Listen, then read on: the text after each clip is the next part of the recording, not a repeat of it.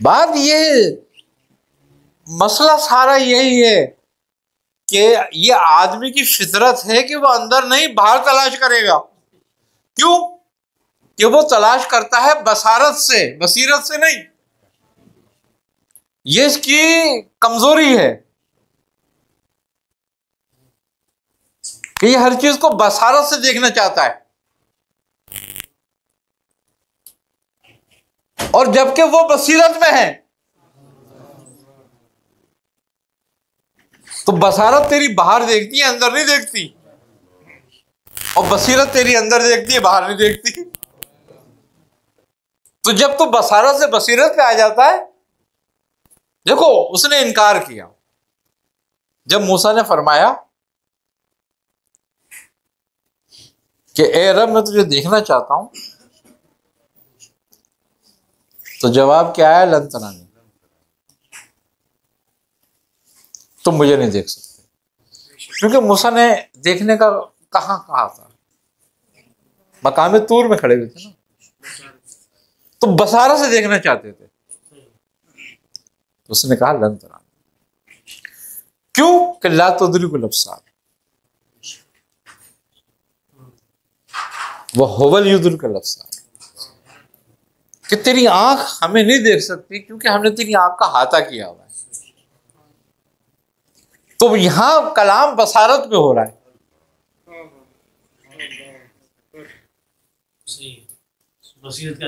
बसीरत का इनकार नहीं हो रहा।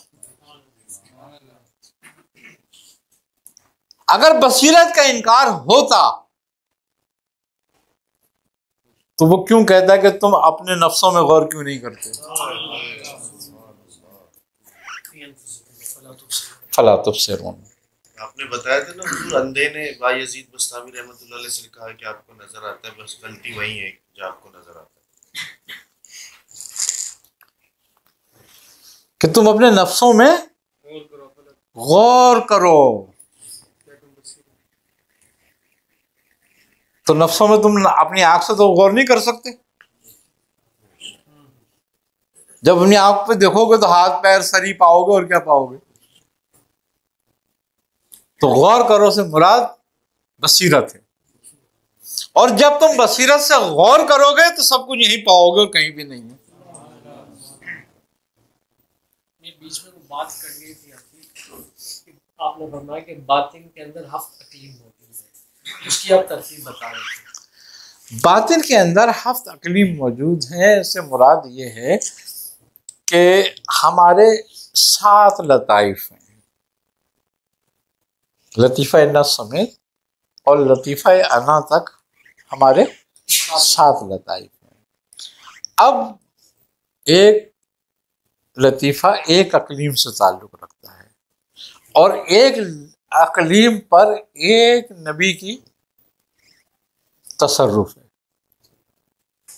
बैतुल मामूर, दरबार रिसालत और अर्श इलाही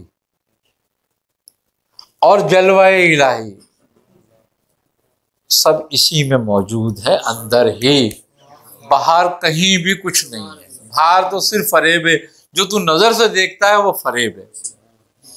फरेब से तुझे तेरी बसीरत निकालती है, तेरी बसारत नहीं। और इसीलिए आप सल्लल्लाहु अलैहि वसल्लम ने फरमाया, जिसने पहचाना अपने नफ्स को उसने पहचाना अपने रब को। कि तेरा नफ्स ही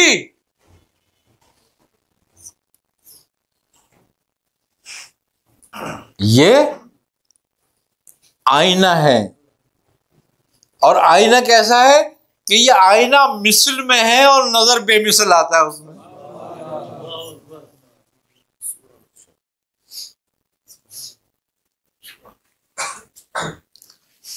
और जब अपने नफ्स के अंदर पा लेता है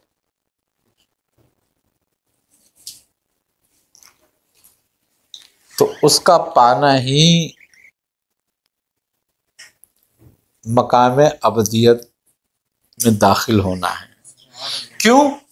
कि उसने खुद कहा कि मैं एक मख्फी खजाना था, मैंने चाहा कि मैं जाना जाऊं,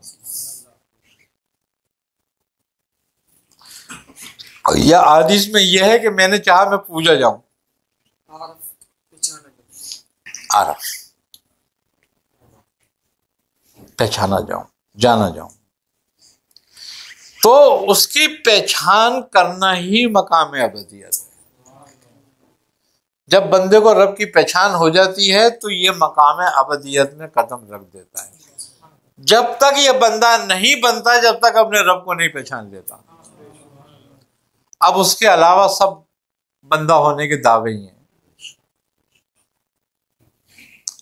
हजरत बाइज़ बुस्तामी रहमतुल्लाह अलैह का जब विसाल हुआ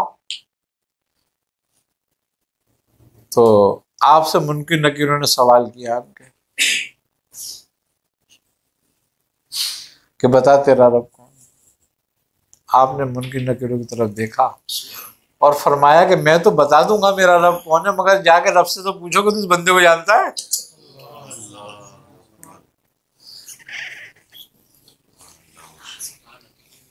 अब उन्होंने कहा कैसा जवाब दे रहा है ये?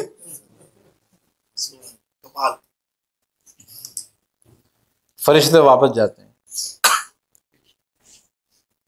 कहते हैं कि हमारे रब तेरा एक बंदा है, ऐसे ऐसे कहता है। रब कहता है वो मेरा बंदा है।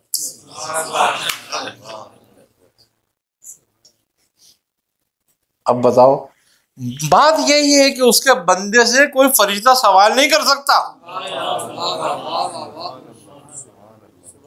यहां ये बात साबित होती है कि क्योंकि बंदा मकाम बंदियत जो अबदियत है वो तमाम मकाम से आला है, तो कोई असफल एक आला से सवाल कैसे करेगा?